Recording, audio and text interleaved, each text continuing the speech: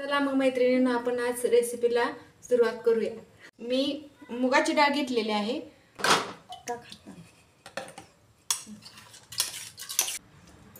त्याच्यामध्ये थोडीशी हळद।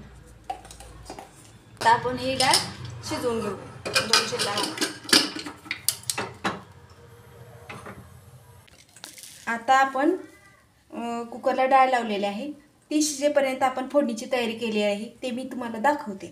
थोडी कोथिंबीर घेतलेली आहे, अर्धा टोमॅटो घेतला आहे, फोडणीसाठी जिरे घेतलेत, नंतर 4 लसणाच्या पाकळ्या ठेचून घेतलेल्या आहेत, नंतर कढीपत्त्याचे 5-6 पानं घेतलेले आहेत आणि 1 मिरची।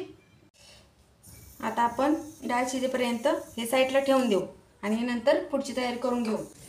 मी आता एक वाटी गव्हाचं पीठ घेतले, त्याच्यामध्ये मी लाल तिखट थोडं टाकत आहे चवीपुरतं।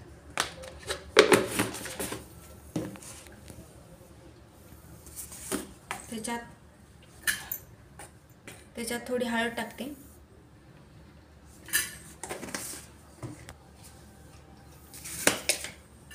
आणि चवीपुरतं मीठ। आता हे पीठ मी मळून घेते। आपल्याला पाहिजे असं जास्त पातळ करायचं नाही, घट्टच ठेवायचं।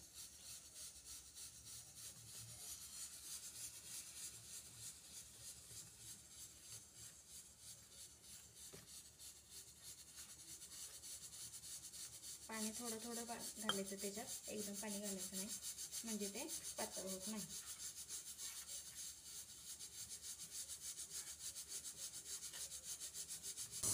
आता ही आपण पीठ मळून घेतलेलं आहे छानपैकी।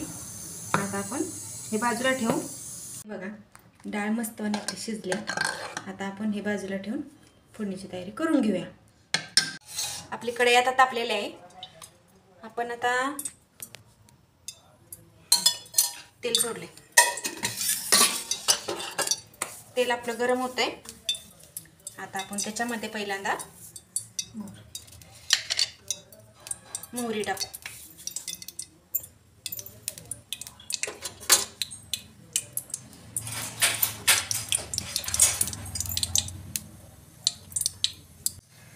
भाजून घेतलेले। आता आपण त्याच्यात लसूण टाकू।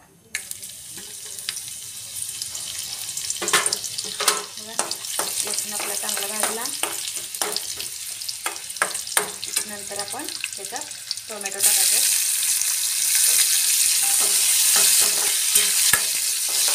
फोडणी चांगली भाजायची। टोमॅटो आपला पूर्णपणे मिक्स झाला पाहिजे त्याच्यामध्ये। मिरची टाकायची आणि हिरवी मिरची। आता हे सगळं टाकल्यानंतर पूर्णपणे हलवायचं आहे। नंतर आपण ह्याच्यात कढीपत्त्याची पानं टाकायची आणि चांगलं परतून घ्यायचं। टोमॅटो आता मिक्स झाला पाहिजे।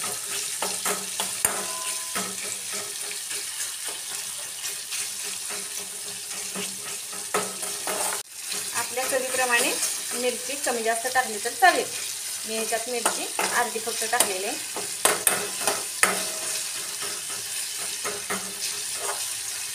त्याच्यात आता आपण थोडीशी हळद टाकून घेऊ।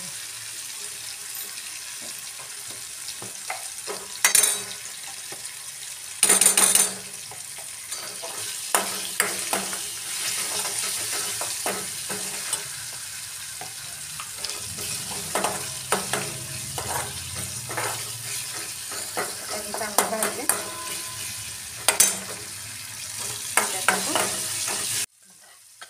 आपण ह्याच्यात आता शिजवलेली डाळ टाकून घेऊ।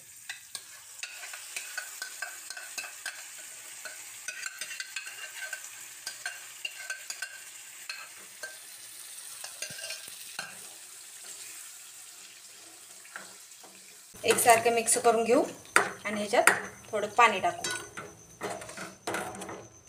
असा रस्सा झाला पाहिजे।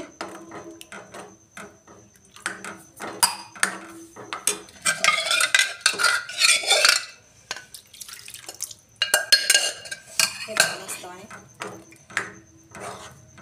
आता आपण ह्याच्यात चवीपुरते मीठ टाकू.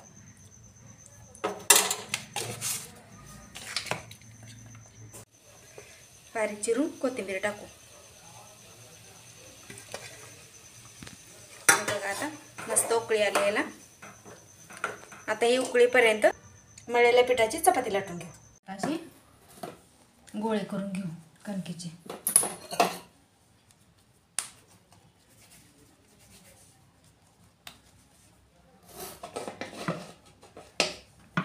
पातळ चपाती लाटून घेऊया. जास्त पातळ पण लाटायची नाही, जास्त जाड पण लाटायची नाही, मध्यम चपाती लाटायची. गोल चपाती लाटून घेतली आहे अशी पातळ अशी. आता हेच आपण एकसारखे काप काढू. सुरीने असे छोटे छोटे काढायचे, जास्त मोठे काढायचे नाही, म्हणजे व्यवस्थित शिजून निघतात ते. एकसारखे कट करायचे.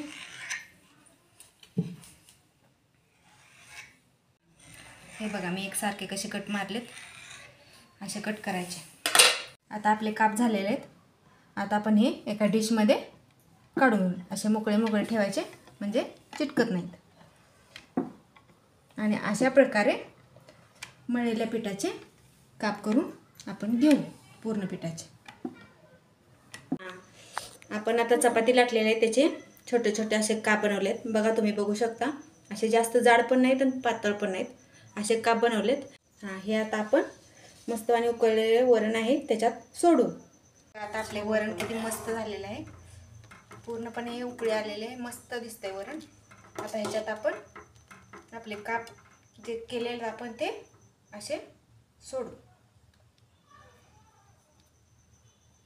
एक एक करून असे सोडायचे काप, जेणेकरून उकळलेल्या वरणात ते शिजून जातील. बघू शकता तुम्ही आपलं वरण किती छान दिसत आहे, त्याला कलर पण किती छान आलाय. त्यात आपण काप सगळे टाकून झालेत आपले काप आता सगळे.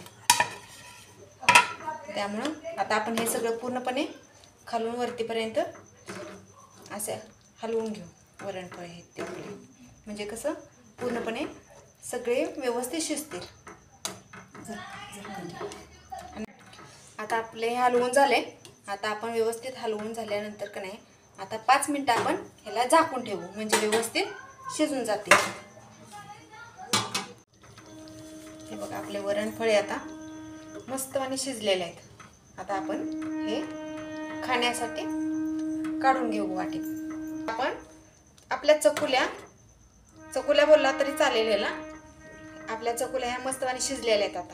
आता आपण मस्त आणि ह्या प्लेटमध्ये काढून घेऊ. आपण असं बघा मस्त आणि वाफाळलेल्या कशा आहेत. वरण किती गरम आहे, मस्त. हे गरम गरमच ना खूप छान लागतं खाण्यासाठी. आपल्याला कंटाळा आला असला ना जेवण बनवायचं, तर हे शॉर्टकटमध्ये रेसिपी तुम्ही घरी बनवू शकता आणि खाण्याला पण खूप छान. आता मला असं वाटत आहे मी लगेच जेवायला बसू.